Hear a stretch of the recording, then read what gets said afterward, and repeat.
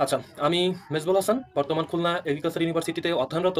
প্রথমেই বলব, যারা মেডিকেল ভাইয়া দরকার তারা ১ম ক্লাস থেকে আউট। কারণ তোদের যতই বোঝাই তোরা ভাল লাগবে না। ক্লাসটা ১ম এই বলে রাখলাম।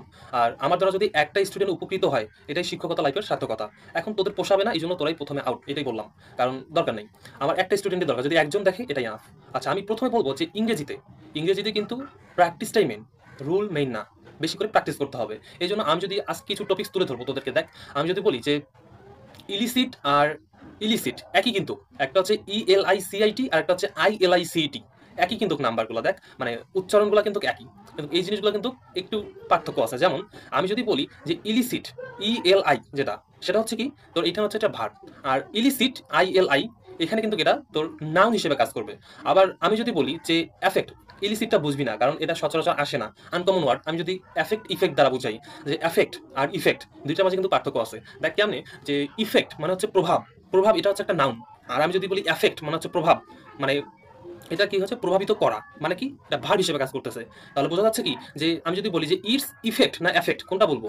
ইটস এফেক্ট, কারণ সাবজেক্টের পর ভার্ব বসবে। এই জিনিসগুলো খেয়াল রাখতে হবে, কারণ ভর্তি পরীক্ষায় মেডিকেল অ্যাডমিশন টেস্টে এই জিনিসগুলোই একটু মার্কিয়া করে। মানে ওরা এইভাবে জিনিসগুলো মানে খেলাধুলা করে।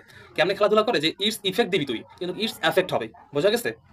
আচ্ছা, প্রথমে এই টপিকসটা বললাম যে আসলে কিন্তু ইফেক্ট আর ইলিসিট এই দুইটা উদাহরণ থেকে আসবে, যদি আসি এই ধরনের টার্ম থেকে। আর এই ধরনের টার্ম থেকে ম্যাক্সিমাম কোশ্চেন হয়ে থাকে। আচ্ছা, আমি যদি তারপর বলি যে আই হ্যাভ নো মানি, আবার যদি বলি আই হ্যাভ নট মানি, দুইটা কি কারেক্ট? না। কেননা আমি যদি বলি যে I have not money for buy this, আমার কোনো ওই জিনিসটা কেনার জন্য কোনো টাকা নেই।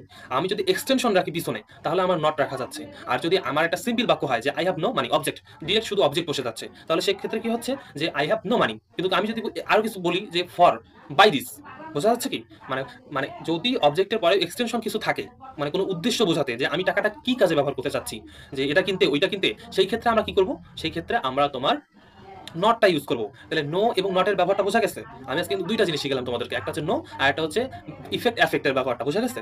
আচ্ছা, এই ধরনের যে জিনিসগুলো আমরা কিন্তু, মানে এই ধরনের শেখানো মানে ফুল ম্যাটেরিয়ালসটা না, মানে একজন বই দেখানো বা ফুল যে কারিকুলাম, সেই ধরনের কারিকুলামগুলো আমরা হয় না আমাদের গ্রুপে। আমরা প্রাইভেট গ্রুপে আমরা এই ধরনের জিনিসগুলো ছক আকারে বিভিন্ন যে জিনিসগুলো, ছন্দগুলো, বিভিন্ন যে ম্যাটেরিয়ালস যেগুলো দরকার, এক কথা ম্যাটেরিয়ালস, এটা তোমরা জাস্ট একটা পেমেন্ট 69 টাকা পেয়ে যাবা। এটা কিন্তু কোনো পেমেন্ট না, এটা একটা মানুষের মোবাইল রিচার্জ না। যদি ভালো লাগে তোমরা দেওয়া হোয়াটসঅ্যাপে নাম্বারে যোগাযোগ করতে পারো। ঠিক আছে, আল্লাহ হাফেজ।